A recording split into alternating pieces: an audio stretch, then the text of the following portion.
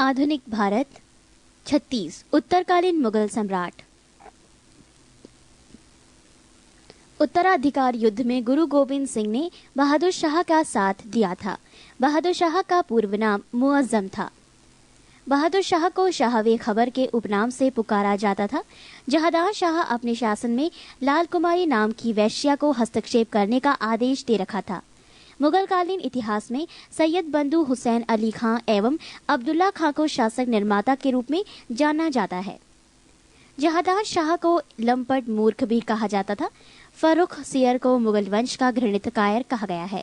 सुंदर युवतियों के प्रति अत्यधिक रुझान के कारण मोहम्मद शाह को रंगीला बादशाह कहा जाता था। तुरानी सैनिक हैदर बेग ने 9 अक्टूबर 1720 को सैयद बंधु को हुसैन अली खां की हत्या कर दी। ईरान फारस के सम्राट नादिर शाह ने 1739 ईस्वी में दिल्ली पर आक्रमण किया। उस समय दिल्ली का शासक मोहम्मद शाह था। नादिर शाह को ईरान का नेपोलियन कहा जाता है। नादिर शाह लगभग 70 करोड़ रुपए की धनराशि और शाहजहां का बनवाया हुआ तख्ते ताउस, पीकॉक थ्रोन तथा कोहिनूर हीरा लेकर फारस वापस लौटा।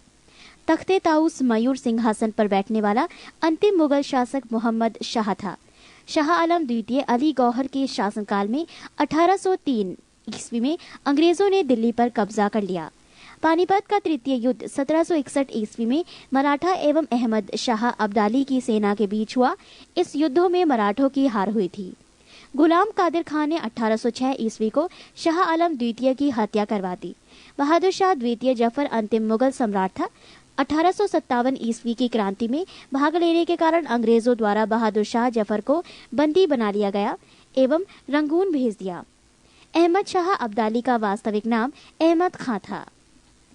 मुगलों से स्वतंत्र होने वाले राज्य एवं संस्थापक 1 अवध शहादत खां, 2 हैदराबाद चिनकिलिच खां या निजामुल मुल्क आसफ जहां, 3 रुहेलखंड वीर दाऊद एवं अली मोहम्मद खां, 4 बंगाल मुर्शिद कुली खां, 5 कर्नाटक सादुतुल्ला खां, 6 भरतपुर चूड़ामन एवं बदन सिंह। नोट: मुगल सम्राट मोहम्मद शाह ने सआदत खां को बुरहान उल मुल्क की उपाधि दी। सआदत खां का असली नाम मीर मोहम्मद अमीन था।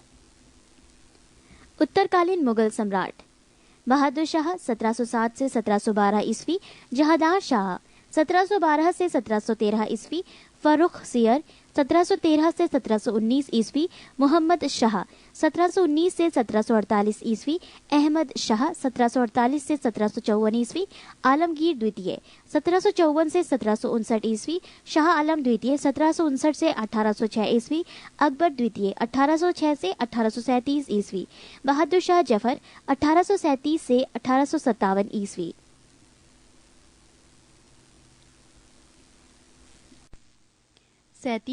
भारत में यूरोपीय व्यापारिक कंपनियों का आगमन। 17 मई 1498 ईस्वी में वास्को डी गामा ने भारत के पश्चिमी तट पर स्थित कालीकट बंदरगाह पहुंचकर भारत एवं यूरोप के बीच नए समुद्री मार्ग की खोज की। 1505 ईस्वी में फ्रांसिस्को दी अल्मेडा भारत में प्रथम पुर्तगाली वाइसराय बनकर आया। 1509 ईस्वी में अल्फांसो दी अल्बुकर्क भारत में पुर्तगालियों का वाइसराय बना। अल्बुकर्क ने 1510 ईस्वी में बीजापुर के यूसुफ आदिल शाह से गोवा को जीता। पुर्तगालियों ने अपनी पहली व्यापारिक कोठी कोचीन में खोली। पृष्ठ 61। 1596 ईस्वी में भारत आने वाला प्रथम डच नागरिक था कार्नेलिस डहस्तमान। डचों का भारत में अंतिम रूप से पतन 1759 ईस्वी को अंग्रेजों एवं डचों के मध्य हुए वेदरा युद्ध से हुआ। 31 दिसंबर 1600 ईस्वी को इंग्लैंड की रानी एलिजाबेथ प्रथम ने ईस्ट इंडिया कंपनी को अधिकार पत्र प्रदान किया। प्रारंभ में ईस्ट इंडिया कंपनी में 217 साझीदार थे और पहला गवर्नर टॉमस स्मिथ था।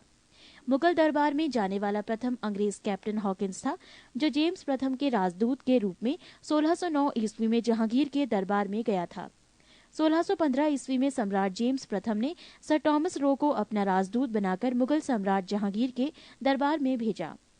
अंग्रेजों की प्रथम व्यापारिक कोठी फैक्ट्री सूरत में 1608 ईस्वी में खोली गई। 1611 ईस्वी में दक्षिण पूर्व समुद्र तट पर सर्वप्रथम अंग्रेजों ने मुसलीपट्टम में व्यापारिक कोठी की स्थापना की। कंपनी और स्थापना वर्ष पुर्तगाली ईस्ट इंडिया कंपनी 1498 ईस्वी, अंग्रेजी ईस्ट इंडिया कंपनी 1600 ईस्वी, डच ईस्ट इंडिया कंपनी 1602 ईस्वी, डेनिश ईस्ट इंडिया कंपनी 1616 ईस्वी, फ्रांसीसी ईस्ट इंडिया कंपनी 1664 ईस्वी, स्वीडिश ईस्ट इंडिया कंपनी 1731 ईस्वी।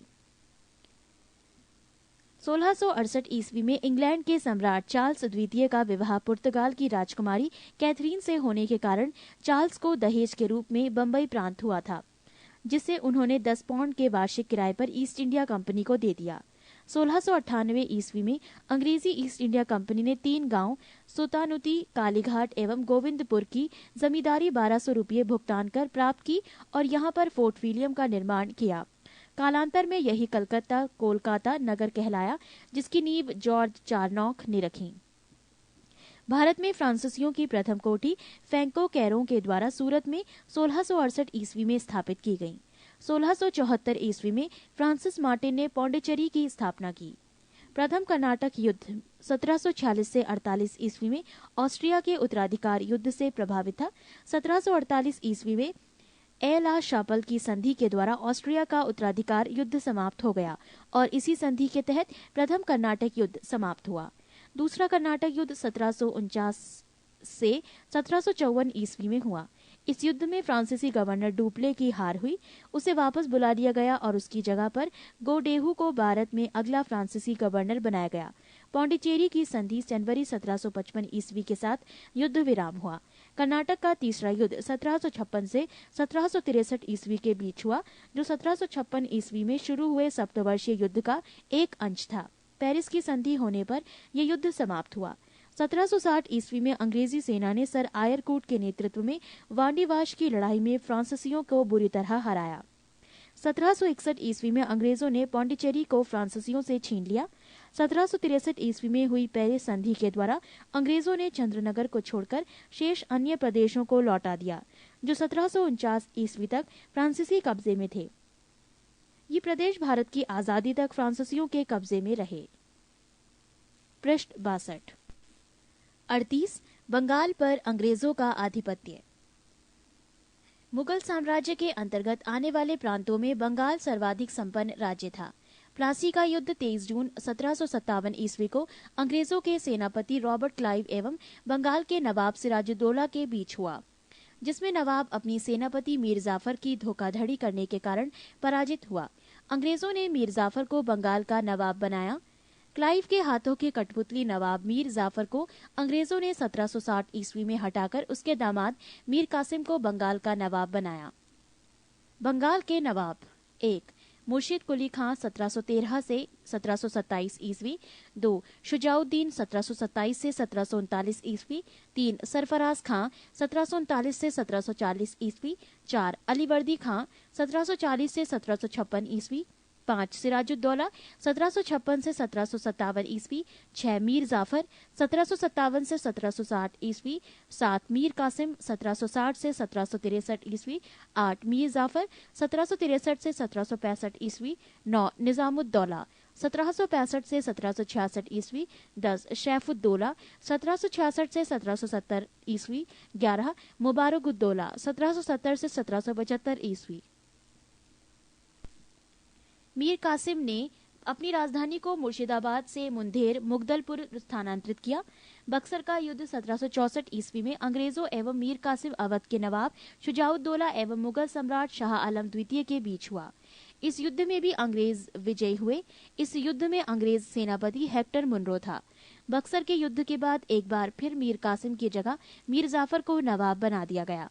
5 जनवरी 1765 ईस्वी में मीर जाफर की मृत्यु हो गई।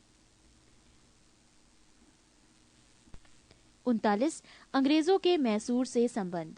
1761 ईस्वी में हैदर अली मैसूर का शासक बना। हैदर अली की मृत्यु 1782 ईस्वी में द्वितीय आंग्ल मैसूर युद्ध के दौरान हो गई। हैदर अली का उत्तराधिकारी उसका पुत्र टीपू सुल्तान हुआ। 1787 ईस्वी में टीपू ने अपनी राजधानी श्रीरंगपत्तनम में पादशाह की उपाधि धारण की। टीपू ने अपनी राजधानी श्रीरंगपत्तनम में स्वतंत्रता का वृक्ष लगवाया और साथ ही जैकोबिन क्लब का सदस्य बना। टीपू की मृत्यु चतुर्थ आंग्ल मैसूर युद्ध के दौरान 1799 ईस्वी में हो गई। प्रथम युद्ध प्रथम आंग्ल मैसूर युद्ध वर्ष 1767 से 1769 गवर्नर जनरल कोई नहीं। द्वितीय आंग्ल मैसूर युद्ध वर्ष 1780 से 84 गवर्नर जनरल वॉरेन हेस्टिंग्स। तृतीय आंग्ल मैसूर युद्ध वर्ष 1790 से 92 गवर्नर जनरल कॉर्नवालिस। चतुर्थ आंग्ल मैसूर युद्ध वर्ष 1799 गवर्नर जनरल लॉर्ड वेलेस्ली। महत्वपूर्ण संधियां। प्रथम आंग्ल मैसूर युद्ध मद्रास की संधि 1769 ईस्वी। द्वितीय आंग्ल मैसूर युद्ध मंगलूर की संधि 1784 ईस्वी। तृतीय आंग्ल मैसूर युद्ध श्रीरंगपत्तनम की संधि 1792 ईस्वी। नोट: 1760 ईस्वी में वांडीवास का युद्ध हुआ, जिसमें अंग्रेजों ने सर आयरकुट के नेतृत्व में लाली के नेतृत्व वाली फ्रांसीसी सेना को पराजित किया। 40 सिख एवं अंग्रेज। सिख संप्रदाय की स्थापना का श्रेय गुरु नानक प्रथम गुरु को है। गुरु नानक के अनुयायी ही सिख कहलाए। ये बादशाह बाबर एवं हुमायूं के समकालीन थे। सन 1496 ईस्वी की कार्तिक पूर्णिमा को नानक को आध्यात्मिक पुनर्जीवन का अभ्यास हुआ। गुरु नानक ने गुरु की लंगर नामक निःशुल्क सहभागी भोजनालय स्थापित किए। गुरु नानक ने अनेक स्थानों पर संगत धर्मशाला और पंगत लंगर स्थापित किए। पृष्ठ 63। संगत और पंगत ने गुरु नानक के अनुयायियों के लिए एक संस्था का कार्य किया, जहां वो प्रतिदिन मिलते थे। गुरु नानक की सन 1539 ईस्वी में करतारपुर में मृत्यु हो गई। गुरु अंगद सन 1539 से 52 ईस्वी सिखों के दूसरे गुरु थे। इनका प्रारंभिक नाम लहना था। इन्होंने नानक द्वारा शुरू की गई लंगर व्यवस्था को स्थायी बना दिया। गुरुमुखी लिपि का प्रारंभ गुरु अंगद ने किया। सिखों के तीसरे गुरु अमरदास सन 1552 से 74 ईस्वी थे। गुरु अमरदास ने हिंदुओं से पृथक होने वाले कई कार्य किए। हिंदुओं से अलग विवाह पद्धति लवन को प्रचलित किया। अकबर ने गुरु अमरदास से गोविंदलाल वार जाकर भेंट की और गुरुपुत्री बीबी बहानी को कई गांव दान में दिए।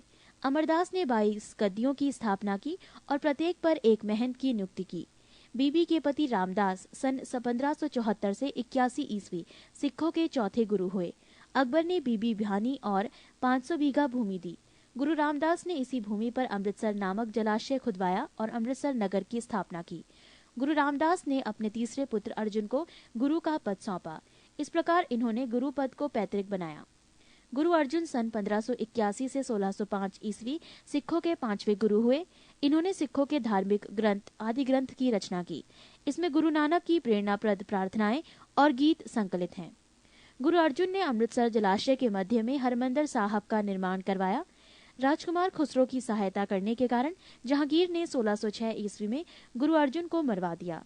सिखों के छठे गुरु हरगोविंद 1606 से 1645 ईस्वी हुए। इन्होंने सिखों को सैन्य संगठन का रूप दिया तथा अकाल तख्त या ईश्वर के सिंहासन का निर्माण करवाया। ये 2 तलवार बांधकर गद्दी पर बैठते थे एवं दरबार में नगाड़ा बजाने की व्यवस्था की। इन्होंने अमृतसर की किलेबंदी की। सिखों के 7वें गुरु हरराय 1645 से 61 हुए। इन्होंने दारा शिकोह को मिलने आने पर आशीर्वाद दिया। सिखों के 8वें गुरु हरिकिशन 1661 से 64 ईस्वी में हुए। इनकी मृत्यु चेचक से हो गई। इन्हें दिल्ली जाकर गुरुपद के बारे में औरंगजेब को समझाना पड़ा था। सिखों के 9वें गुरु तेग बहादुर 1664 से 75 ईस्वी में हुए। इस्लाम स्वीकार नहीं करने के कारण औरंगजेब ने इन्हें वर्तमान शीशगंज में गुरुद्वारा के निकट मरवा दिया। सिखों के 10वें एवं अंतिम गुरु गुरु गोविंद सिंह 1675 से 1708 ईस्वी में हुए। इनका जन्म 1666 ईस्वी में पटना में हुआ था। गुरु गोविंद सिंह अपने को सच्चा पातशाह कहा। इन्होंने सिखों के लिए 5 ककार अनिवार्य किया, अर्थात प्रत्येक सिख को केश, कंघा, कृपाण, कच्छा और कड़ा रखने की अनुमति दी और सभी लोगों को अपने नाम के अंत में सिंह शब्द जोड़ने के लिए कहा। गुरु गोविंद सिंह का निवास स्थान आनंदपुर साहिब था एवं कार्यस्थली पाओता था। इनके 2 पुत्र फतेह सिंह एवं जोरावर सिंह को सरहिंद के मुगल फौजदार वजीर खान ने दीवार में चिनवा दिया। 1699 ईस्वी में वैशाखी के दिन गुरु गोविंद सिंह ने खालसा पंथ की स्थापना की। पाहुल प्रणाली की शुरुआत गुरु गोविंद सिंह ने किया। गुरु गोविंद सिंह ने सिखों के धार्मिक ग्रंथ आदि ग्रंथ को वर्तमान रूप दिया और कहा कि अब गुरुवाणी सिख संप्रदाय के गुरु का कार्य करेगी। गुरु गोविंद सिंह की हत्या 1708 ईस्वी में नादेड़ नामक स्थान पर गुल खान नामक पठान ने कर दी। पृष्ठ 64। बंदा बहादुर। इनका जन्म 1670 ईस्वी में पुंछ जिले के राजौली गांव में हुआ था। इनके बचपन का नाम लक्ष्मण दास था। इनके पिता रामदेव भारद्वाज राजपूत थे। बंदा का उद्देश्य पंजाब में एक सिख राज्य स्थापित करने का था। इसके लिए इन्होंने लोहगढ़ का राजधानी बनाया। इन्होंने गुरु नानक एवं गुरु गोविंद सिंह नाम के सिक्के चलवाए। बंदा ने सरहिंद के मुगल फौजदार वजीर खां की हत्या कर दी। मुगल बादशाह फर्रुखसियर के आदेश पर 1716 ईस्वी में बंदा सिंह को गुरदासपुर नांगल नामक स्थान पर पकड़कर मौत के घाट उतार दिया गया। शाहदरा कल्लघड़ी के नाम से विख्यात है, जहां बंदा ने हजारों मुगल सैनिकों को मौत के घाट उतार दिया था। बंदा की मृत्यु के बाद सिख कई छोटे छोटे टुकड़ों में बंट गए थे। 1748 ईस्वी में नवाब कर्पूर सिंह की पहल पर सभी सिख टुकड़ियों का दल खालसा में विलय हुआ। दल खालसा को जस्सा सिंह आहलूवालिया के नेतृत्व में रखा गया, जिसे बाद में 12 दलों में विभाजित किया गया। इसे मिसल कहा गया। मिसल अरबी भाषा का शब्द है जिसका अर्थ समान होता है। रणजीत सिंह का जन्म गुजरांवाला में 2 नवंबर 1780 ईस्वी को सुकर चकिया मिसल के मुखिया महासिंह के यहाँ हुआ था। इनके दादा चरत सिंह ने 12 मिसलों में सुकर चकिया मिसल को प्रमुख स्थान दिला दिया। 1798 से 99 ईस्वी में रणजीत सिंह लाहौर का शासक बना। 25 अप्रैल 1809 ईस्वी को चार्ल्स मेटकॉफ और महाराजा रणजीत सिंह के बीच अमृतसर की संधि हुई। रणजीत सिंह का राज्य 4 सूबों में बटा था: पेशावर, कश्मीर, मुल्तान एवं लाहौर। महाराजा रणजीत सिंह का विदेश मंत्री फकीर अजीजुद्दीन एवं वित्त मंत्री दीनानाथ था। 7 जून 1839 ईस्वी में रणजीत सिंह की मृत्यु हो गई। प्रथम आंग्ल सिख युद्ध 1845 से 1846 ईस्वी में एवं द्वितीय आंग्ल सिख युद्ध 1849 ईस्वी में हुआ।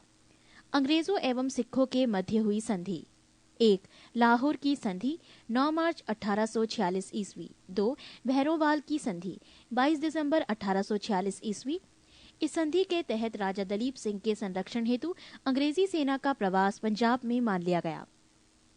20 अगस्त 1847 ईस्वी को महारानी जिंदा को राजा दलीप सिंह से अलग कर 48,000 रुपये वार्षिक पेंशन देकर शेखपुरा भेज दिया गया।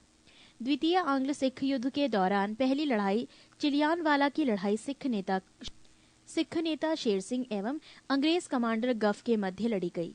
दूसरी लड़ाई गुजरात के चिनाब नदी के किनारे चार्ल्स नेपियर के नेतृत्व में अंग्रेजों ने 21 फरवरी 1849 ईस्वी को लड़ी। इस युद्ध में सिख बुरी तरह पराजित हुए। लॉर्ड डलहौजी की 29 मार्च 1849 ईस्वी की घोषणा द्वारा संपूर्ण पंजाब का विलय अंग्रेजी राज्य में कर लिया। महाराजा दलीप सिंह को 50,000 पाउंड की वार्षिक पेंशन दे दी गई और उसे शिक्षा प्राप्त करने के लिए इंग्लैंड भेज दिया गया। सिख राज्य का प्रसिद्ध हीरा कोहिनूर को महारानी विक्टोरिया को भेज दिया गया। 41. कंपनी के अधीन गवर्नर जनरल।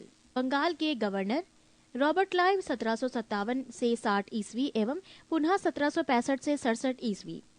इसने बंगाल में द्वैध शासन की व्यवस्था की, जिसके तहत राजस्व वसूलने, सैनिक संरक्षण एवं विदेशी मामले कंपनी के अधीन थे, जबकि शासन चलाने की जिम्मेवारी नवाब के हाथों में थी। पृष्ठ 65। इसने मुगल सम्राट शाह आलम द्वितीय को इलाहाबाद की द्वितीय संधि 1766 ईस्वी के द्वारा कंपनी के संरक्षण में ले लिया। रॉबर्ट क्लाइव ने बंगाल के समस्त क्षेत्र के लिए 2 उप दीवान, बंगाल के लिए मोहम्मद रजा खां और बिहार के लिए राजा शिताब राय को नियुक्त किया।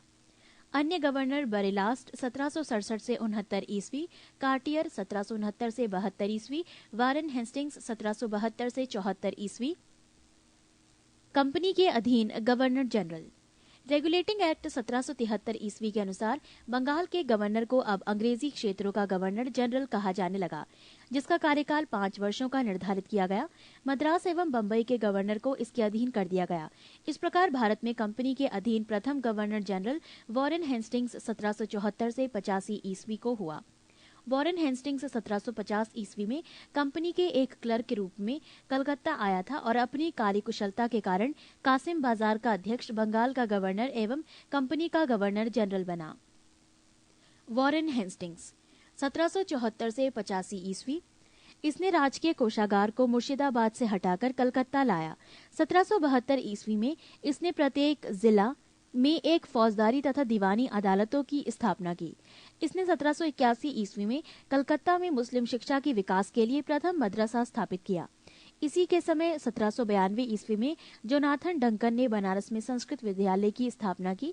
गीता के अंग्रेजी अनुवादकार विलियम विल्किंस को हेस्टिंग्स ने आश्रय प्रदान किया। इसी के समय में सर विलियम जोन्स ने 1784 ईस्वी में दक्षिण एशियाटिक सोसाइटी ऑफ बंगाल की स्थापना की। इसने मुगल सम्राट को मिलने वाला 26 लाख रुपए की वार्षिक पेंशन बंद करवा दी। इसी के समय में 1780 ईस्वी में भारत का पहला समाचार पत्र दी बंगाल गजट का प्रकाशन जेम्स ऑगस्टस हिक्की ने किया था।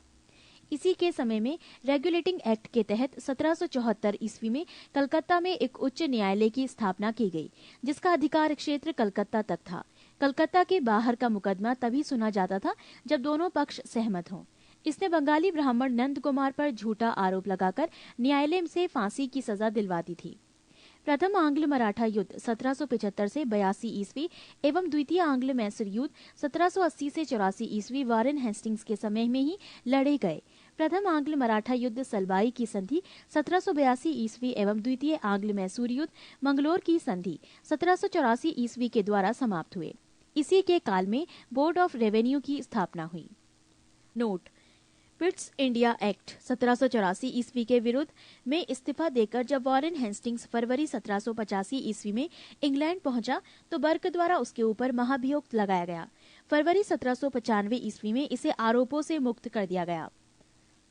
सर जॉन मैकफर्सन 1785 से 86 ईस्वी इसे अस्थायी गवर्नर जनरल नियुक्त किया गया था।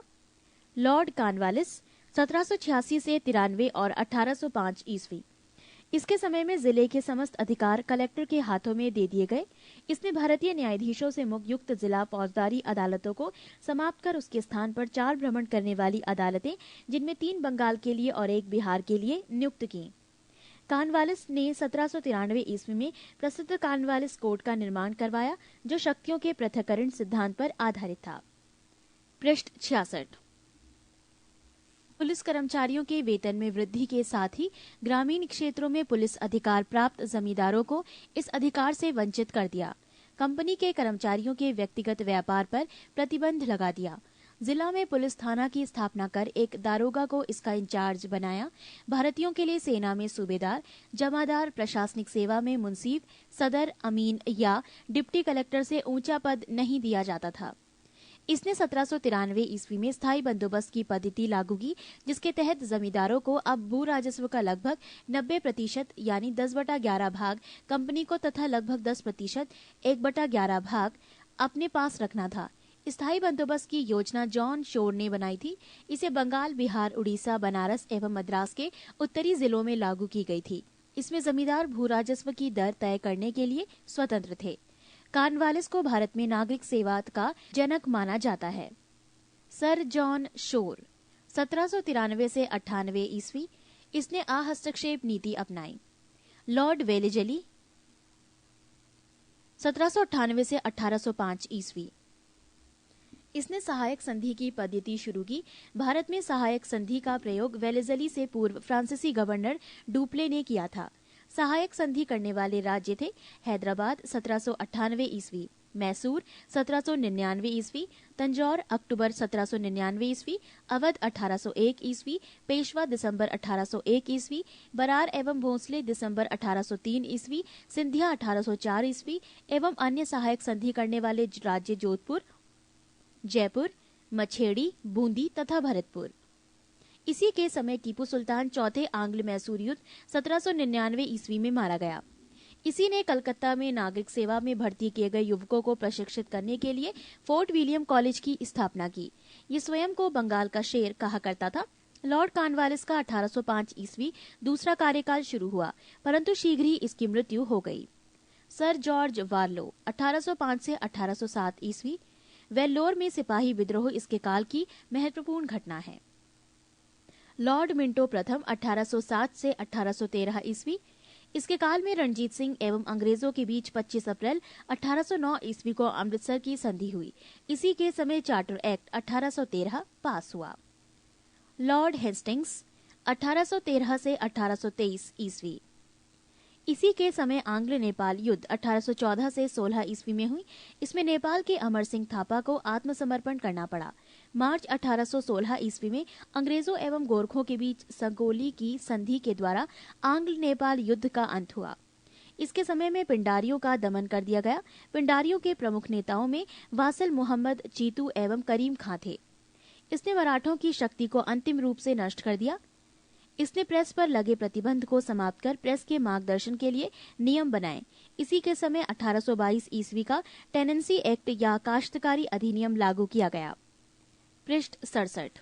लॉर्ड एम हर्स्ट 1823 से 1828 ईस्वी। इसके समय में प्रथम आंग्ल बर्मा युद्ध 1824 से 1826 ईस्वी में लड़ा गया। 1826 ईस्वी में बर्मा एवं अंग्रेजों के बीच यांडबू की संधि हुई। 1824 ईस्वी में बैरकपुर का सैन्य विद्रोह भी इसी के समय में हुआ। लॉर्ड विलियम बेंटिक 1828 से 1835 ईस्वी। 1803 ईस्वी में ये मद्रास का गवर्नर था। इसी के समय 1806 ईस्वी में माथे पर जातीय चिन्ह न लगाने तथा कानों में बालियां न पहनने देने पर वेल्लोर के सैनिकों ने विद्रोह कर दिया। 1833 ईस्वी के चार्टर एक्ट द्वारा बंगाल के गवर्नर जनरल को भारत का गवर्नर जनरल बना दिया गया। इस प्रकार भारत का पहला governor general Lord William Bentinck हुआ। राजा राम मोहन राय के सहयोग से बेंटिक ने 1829 ईस्वी में सती प्रथा को समाप्त कर दिया। बेंटिक ने इस प्रथा के खिलाफ कानून बनाकर दिसंबर 1829 ईस्वी में धारा 17 के द्वारा विधवाओं के सती होने को अवैध घोषित कर दिया। नोट: अकबर और मराठा पेशवाओं ने भी सती प्रथा पर रोक लगाने का प्रयास किया था। बेंटिक ने कर्नल सलीमन की सहायता से 1830 ईस्वी तक ठगी प्रथा को समाप्त कर दिया। सन 1835 ईस्वी में बेंटिक ने कलकत्ता में कलकत्ता मेडिकल कॉलेज की स्थापना की। इसी के समय मैकाले की अनुशंसा पर अंग्रेजी को शिक्षा का माध्यम बनाया गया। मैकाले द्वारा कानून का वर्गीकरण भी किया गया। बेंटिक ने 1831 ईस्वी में मैसूर तथा 1834 ईस्वी में कुर्ग एवं मध्य कचेर को हड़प लिया। इसने भारतीयों को उत्तरदायी पदों पर नियुक्त किया। इसने शिशु बालिका की हत्या पर भी प्रतिबंध लगा दिया।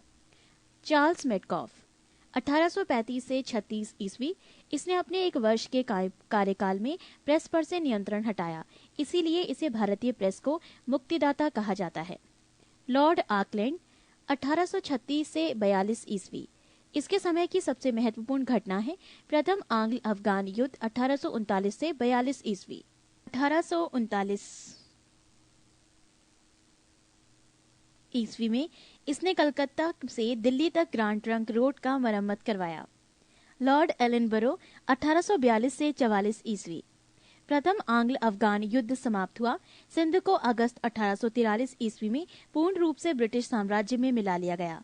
दास प्रथा का उन्मूलन इसी के समय में हुआ 1843 के एक्ट 5 के द्वारा। लॉर्ड हॉर्डिंग 1844 से 1848 ईस्वी। इसके काल की सबसे महत्वपूर्ण घटना थी प्रथम आंग्ल सिख युद्ध 1845 से 46 ईस्वी। इसमें अंग्रेजी विजयी हुए। इसने नरबली प्रथा पर प्रतिबंध लगाया। लॉर्ड डलहौजी 1848 से 56 ईस्वी।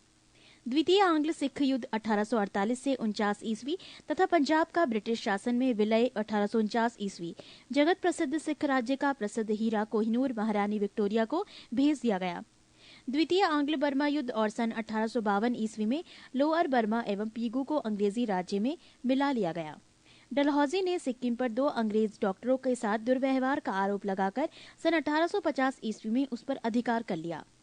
पृष्ठ 68। 1852 ईस्वी में एक इनाम कमीशन की स्थापना की गई। इसका उद्देश्य भूमिकर रहित जागीरों का पता करके उन्हें छीनना था। डलहौजी का शासनकाल उसके व्यपगत सिद्धांत डॉक्ट्राइन ऑफ लैप्से के कारण अधिक याद किया जाता है। इस नीति के तहत अंग्रेजी साम्राज्य में विलय किए गए राज्य थे। सर्वप्रथम सतारा 1848 ईस्वी में, जैतपुर बुंदेलखंड और संभलपुर उड़ीसा 1849 ईस्वी में, बघाट हिमाचल प्रदेश 1850 ईस्वी में, उदयपुर मध्य प्रदेश 1852 ईस्वी में, झांसी 1853 ईस्वी में, नागपुर 1854 ईस्वी में। सन 1856 ईस्वी में अवध को कुशासन का आरोप लगाकर अंग्रेजी राज्य में मिला लिया गया। उस समय अवध का नवाब वाजिद अली शाह था। सन 1856 ईस्वी में इसने तोपखाने के मुख्यालय को कलकत्ता से मेरठ स्थानांतरित किया और सेना का मुख्यालय शिमला में स्थापित किया। शिक्षा संबंधी सुधारों में डलहौजी ने सन 1854 के वुड डिस्पैच को लागू किया। इसके अनुसार जिलों में एंग्लो वर्नाक्यूलर स्कूल, प्रमुख नगरों में सरकारी कॉलेजों तथा 1857 के तीनों प्रेसिडेंसियों कलकत्ता, मद्रास एवं बम्बई में एक एक विश्वविद्यालय स्थापित किए और साथ ही प्रत्येक प्रदेश में एक शिक्षा निर्देशक नियुक्त किया गया। डलहौजी को भारत में रेलवे का जनक माना जाता है। इसी के समय भारत में पहली बार 16 अप्रैल 1853 ईस्वी में बम्बई से ठाणे के बीच 34 किलोमीटर प्रथम रेल चलाई गई। सन 1854 ईस्वी में नया पोस्ट ऑफिस एक्ट पारित हुआ और भारत में पहली बार डाक टिकट का प्रचलन प्रारंभ हुआ। इसने पृथक रूप से भारत में पहली बार सार्वजनिक निर्माण विभाग की स्थापना की। इसने सन 1854 ईस्वी में एक स्वतंत्र विभाग के रूप में लोक सेवा विभाग की स्थापना की। इसी के समय में 1853 में कलकत्ता एवं आगरा के बीच पहली बार बिजली से संचालित तार सेवा शुरू हुई। इसने शिमला को ग्रीष्मकालीन राजधानी बनाया। इसी के समय में भारतीय नागरिक सेवा पे हेतु पहली बार प्रतियोगिता परीक्षा शुरू हुई। डलहौजी ने नरबली प्रथा को रोकने का भी प्रयास किया। लॉर्ड कैनिंग 1856 से 62 ईस्वी भारत में कंपनी द्वारा नियुक्त अंतिम गवर्नर जनरल तथा ब्रिटिश सम्राट के अधीन नियुक्त भारत का प्रथम वायसराय था। इसके समय की सबसे महत्वपूर्ण घटना थी सन 1857 ईस्वी का ऐतिहासिक विद्रोह। इसी विद्रोह के बाद प्रशासनिक सुधार के अंतर्गत भारत का शासन कंपनी के हाथों में सीधे ब्रिटिश सरकार के नियंत्रण में ले लिया गया। कैनिंग के समय इंडियन हाई कोर्ट एक्ट पारित हुआ, जिसके द्वारा बम्बई, कलकत्ता तथा मद्रास में एक एक उच्च न्यायालय की स्थापना की गई। 1856 ईस्वी में कैनिंग के समय में ही सन 1856 ईस्वी में विधवा पुनर्विवाह अधिनियम पारित हुआ। मैकाले द्वारा प्रारूपित दंड संहिता को 1858 ईस्वी में कानून बना दिया गया तथा सन 1859 ईस्वी में अपराध विधान संहिता लागू की गई। व्यपगत सिद्धांत डॉक्ट्राइन ऑफ लैप्सी यानी राज्य विलय की नीति को समाप्त कर दिया गया। 1861 ईस्वी में इंडियन कौंसिल एक्ट पारित हुआ तथा पोर्टफोलियो प्रणाली लागू की गई। लॉर्ड एल्गिन 1862 से 63 ईस्वी इसने वहाबी आंदोलन का दमन किया। 1863 ईस्वी में धर्मशाला, हिमाचल प्रदेश में इसकी मृत्यु हो गई। पृष्ठ 69। लॉर्ड लॉरेंस 1864 से 29 ईस्वी 1865 ईस्वी में भूटान ने ब्रिटिश साम्राज्य पर आक्रमण किया। अफगानिस्तान के संबंध में इसने हस्तक्षेप की नीति अपनाई, जिसे शानदार निष्क्रियता के नाम से जाना जाता है। इसी के समय में उड़ीसा में सन 1866 में तथा बुंदेलखंड एवं राजपुताना में 1868 से 69 ईस्वी में भीषण अकाल पड़ा। इसने चैम्बरवेल हेनरी के नेतृत्व में एक अकाल आयोग का गठन किया। सन 1865 ईस्वी में इसके द्वारा भारत एवं यूरोप के बीच प्रथम समुद्री टेलीग्राफ सेवा शुरू की गई। लॉर्ड मेयो 1869 से 72 ईस्वी लॉर्ड मेयो ने अजमेर में मेयो कॉलेज की स्थापना की। इसने सन 1872 ईस्वी में एक कृषि विभाग की स्थापना की। एक अफगान ने सन 1872 ईस्वी में चाकू मारकर इसकी हत्या कर दी। लॉर्ड नॉर्थबुक 1872 से 76 ईस्वी इसके समय में बंगाल में भयानक अकाल पड़ा। इसने बड़ौदा के मल्हार राव गायकवाड़ को भ्रष्टाचार के आरोप में पदच्युत कर मद्रास भेज दिया। लॉर्ड नॉर्थबुक ने ये घोषणा की, मेरा उद्देश्य करों को हटाना तथा अनावश्यक वैधानिक कार्यवाहियों को बंद करना है। पंजाब का प्रसिद्ध कूका आंदोलन इसी के समय में हुआ। इसी के समय में सुएज नहर खुल जाने से भारत एवं ब्रिटेन के बीच व्यापार में वृद्धि हुई। लॉर्ड लिटन 1876 से 80 ईस्वी ये एक प्रसिद्ध उपन्यासकार, निबंध लेखक एवं साहित्यकार था। साहित्य आकाश में इसे ओवन मेरिडिथ के नाम से जाना जाता था। इसके समय में बम्बई, मद्रास, हैदराबाद, पंजाब, मध्य भारत आदि में भयानक अकाल पड़ा। लिटल ने रिचर्ड स्टैची की अध्यक्षता में एक अकाल आयोग की स्थापना की। 1 जनवरी 1877 ईस्वी को ब्रिटेन की महारानी विक्टोरिया को केसरे हिंद की उपाधि से सम्मानित करने के लिए दिल्ली दरबार का आयोजन किया गया। मार्च 1878 ईस्वी में लिटन ने भारतीय समाचार पत्र अधिनियम वर्नाक्यूलर प्रेस एक्ट पारित कर भारतीय समाचार पत्रों पर कठोर प्रतिबंध लगा दिए, विशेषकर राष्ट्रवादी समाचार पत्र सोम प्रकाश को प्रतिबंधित करने के लिए। नोट: पायनियर अखबार ने वर्नाक्यूलर प्रेस एक्ट 1878 का समर्थन किया। इसी के समय में सन 1878 ईस्वी को भारतीय शस्त्र अधिनियम पारित हुआ, जिसके तहत शस्त्र रखने एवं व्यापार करने के लिए लाइसेंस को अनिवार्य बना दिया गया। इसने सिविल सेवा परीक्षाओं में प्रवेश की अधिकतम आयु सीमा 21 वर्ष से घटाकर 19 वर्ष कर दी। लिटन ने अलीगढ़ में एक मुस्लिम एंग्लो प्राच्य महाविद्यालय की स्थापना की। लॉर्ड रिपन 1880 से 1884 ईस्वी रिपन ने सर्वप्रथम समाचार पत्रों की स्वतंत्रता को बहाल करते हुए सन 1882 ईस्वी में वर्नाक्यूलर प्रेस एक्ट को समाप्त कर दिया।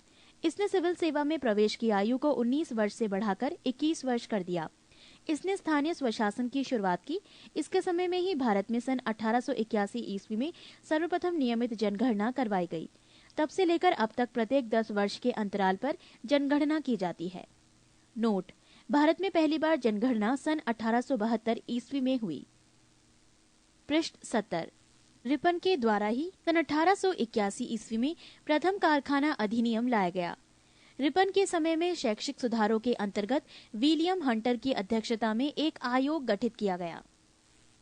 इसके समय में यूरोपियों के विरुद्ध भारतीय न्यायाधीशों द्वारा मुकदमे की सुनवाई के लिए एल्बर्ट विधेयक प्रस्तुत किया गया, लेकिन यूरोप वासियों के प्रबल विरोध के कारण इसे वापस लेना पड़ा। अंग्रेजों द्वारा इस विधेयक के विरोध में किए गए विद्रोह को श्वेत विद्रोह के नाम से जाना जाता है। फ्लोरेंस नाइटिंगेल ने रिपन को भारत के उद्वारक की संज्ञा दी। लॉर्ड डफरिन 1884 से 1888 ईस्वी। इसके समय तृतीय आंग्ल बर्मा युद्ध 1885 से 88 ईस्वी हुआ और बर्मा को अंतिम रूप से अंग्रेजी राज्य में मिला लिया गया। इसी के समय में Bengal tenancy act, Awadh tenancy act तथा पंजाब टेनेंसी एक्ट पारित हुआ। इसके समय की सबसे महत्वपूर्ण घटना थी 28 दिसंबर 1885 ईस्वी को बम्बई में A.O. ह्यूम के नेतृत्व में भारतीय राष्ट्रीय कांग्रेस की स्थापना। लॉर्ड लैंसडाउन 1888 से 94 ईस्वी। भारत और अफगानिस्तान के मध्य सीमा रेखा डूरंड रेखा का निर्धारण इसी के समय हुआ। 1891 ईस्वी में दूसरा कारखाना अधिनियम लाया गया, जिसमें स्त्रियों को 11 घंटे प्रतिदिन से अधिक काम करने पर प्रतिबंध लगाया गया। साथ ही सप्ताह में एक दिन छुट्टी की व्यवस्था की गई। लॉर्ड एलिगिन द्वितीय 1894 से 99 ईस्वी। भारत को तलवार के बल पर विजित किया गया है और तलवार के बल पर ही इसकी रक्षा की जाएगी। ये कथन लॉर्ड एलिगिन द्वितीय का है। 1895 से 98 ईस्वी के मध्य उत्तर प्रदेश, बिहार, पंजाब एवं मध्य प्रदेश में भयंकर अकाल पड़ा। लॉर्ड कर्जन 1899 से 1905 ईस्वी। कर्जन ने सन 1901 ईस्वी में सर कॉलिन स्कॉट मॉनक्रीफ की अध्यक्षता में एक सिंचाई आयोग, 1902 ईस्वी में सर एंड्रयू फ्रेजर की अध्यक्षता में एक पुलिस आयोग एवं सर थॉमस रेले की अध्यक्षता में विश्वविद्यालय आयोग की स्थापना की। 1904 में भारतीय विश्वविद्यालय अधिनियम पास किया गया। इसने सर एंटनी मैकडॉनल्ड की अध्यक्षता में एक अकाल आयोग का गठन किया। इसने सैन्य अधिकारियों के प्रशिक्षण के लिए क्वेटा में एक कॉलेज की स्थापना की। प्राचीन स्मारक परीक्षण अधिनियम 1904 ईस्वी के द्वारा कर्जन ने भारत में पहली बार ऐतिहासिक इमारतों की सुरक्षा एवं मरम्मत की ओर ध्यान दिया। इस कार्य के लिए कर्जन ने भारतीय पुरातत्व विभाग की स्थापना की। इसी के कार्यकाल के दौरान कलकत्ता में विक्टोरिया मेमोरियल हॉल का निर्माण हुआ। कर्जन के भारत विरोधी कार्यों में सर्वाधिक महत्वपूर्ण कार्य की था। 1905 में बंगाल का विभाजन। लॉर्ड मिंटो द्वितीय 1905 से 1910 ईस्वी। इसके मध्य में आगा खां एवं सलीम उल्लाह खां के द्वारा ढाका में 1906 ईस्वी में मुस्लिम लीग की स्थापना की गई। 1907 ईस्वी के कांग्रेस के सूरत अधिवेशन में कांग्रेस का विभाजन हो गया। पृष्ठ 71। इसके शासनकाल में 1907 ईस्वी में आंग्ल एवं रूसी प्रतिनिधि मंडलों के बीच बैठक हुई। मुसलमानों के लिए अलग निर्वाचन व्यवस्था मिंटो मार्ले सुधार अधिनियम 1909 ईस्वी के द्वारा किया गया। लॉर्ड हॉर्डिंग द्वितीय 1910 से 15 ईस्वी। इसके समय में ब्रिटेन के राजा जॉर्ज पंचम भारत आए। 12 दिसंबर 1911 ईस्वी में दिल्ली में एक भव्य दरबार का आयोजन हुआ। यहाँ पर बंगाल विभाजन को रद्द करने की घोषणा की गई एवं भारत को राजधानी कलकत्ता से दिल्ली स्थानांतरित करने की घोषणा की गई। 1912 ईस्वी में दिल्ली भारत की राजधानी बनी। 23 दिसंबर 1912 ईस्वी को लॉर्ड होर्डिंग पर दिल्ली में बम फेंका गया। इसी के समय 28 जुलाई 1914 ईस्वी को प्रथम विश्व युद्ध प्रारंभ हुआ। इसी के शासनकाल में फिरोज शाह मेहता ने बॉम्बे क्रॉनिकल एवं गणेश शंकर विद्यार्थी ने प्रताप का प्रकाशन किया। 1916 में लॉर्ड हॉर्डिंग को बनारस हिंदू विश्वविद्यालय का कुलाधिपति नियुक्त किया गया। लॉर्ड चैम्सफोर्ड 1916 से 21 ईस्वी। कांग्रेस के लखनऊ अधिवेशन 1916 ईस्वी में कांग्रेस का एकीकरण हुआ एवं मुस्लिम लीग के साथ समझौता हुआ। 1916 ईस्वी में पूना में महिला विश्वविद्यालय की स्थापना हुई। इसके काल में 1917 ईस्वी में शिक्षा पर सैडलर आयोग का गठन किया गया। इसी के काल में 1919 ईस्वी में रॉलेट एक्ट पारित हुआ। इसी के काल में 13 अप्रैल 1919 ईस्वी को जलियांवाला बाग अमृतसर हत्याकांड हुआ। खिलाफत आंदोलन एवं गांधी जी का असहयोग आंदोलन इसी के समय प्रारंभ हुआ। तृतीय अफगान युद्ध इसी के समय हुआ। लॉर्ड रीडिंग 1921 से 26 ईस्वी। 5 फरवरी 1922 ईस्वी को घटी चोरी चौरा कांड उत्तर प्रदेश के गोरखपुर जिले में के बाद महात्मा गांधी ने अपना असहयोग आंदोलन वापस ले लिया। 1923 ईस्वी में चित्तरंजन दास एवं मोतीलाल नेहरू ने इलाहाबाद में कांग्रेस के अंतर्गत स्वराज्य पार्टी की स्थापना की। 1923 के चुनाव में इस दल को मध्य प्रांत एवं बंगाल में पूर्ण बहुमत मिला। इसके काल में ही प्रिंस ऑफ वेल्स ने नवंबर 1921 ईस्वी में भारत की यात्रा की। इस दिन पूरे भारत में हड़ताल का आयोजन किया गया। 1921 ईस्वी में मोपला विद्रोह हुआ। 1922 ईस्वी में विश्व भारती विश्वविद्यालय ने कार्य करना प्रारंभ किया। 1921 ईस्वी में M.N. राय द्वारा भारतीय कम्युनिस्ट पार्टी का गठन किया गया। 1925 ईस्वी में प्रसिद्ध आर्य समाजी राष्ट्रवादी नेता स्वामी श्रद्धानंद की हत्या कर दी गई। लॉर्ड इरविन 1926 से 31 ईस्वी। 3 फरवरी 1928 ईस्वी साइमन कमीशन बंबई पहुंचा। 12 मार्च 1930 ईस्वी में गांधी जी के द्वारा सविनय अवज्ञा आंदोलन प्रारंभ किया गया। लाला लाजपत राय की मृत्यु के बदले में भारतीय चरमपंथियों द्वारा दिल्ली के असेंबली हॉल में 1929 ईस्वी में बम फेंका गया। इसी के समय में लाहौर जेल में जतिन दास ने 13 जुलाई 1929 को भूख हड़ताल शुरू की और भूख हड़ताल के 63वें दिन 13 सितंबर 1929 ईस्वी को उनकी मृत्यु हो गई। भूख हड़ताल का कारण भारतीय एवं अंग्रेज के दिनों के बीच व्यवहार में किया जाने वाला भेदभाव था।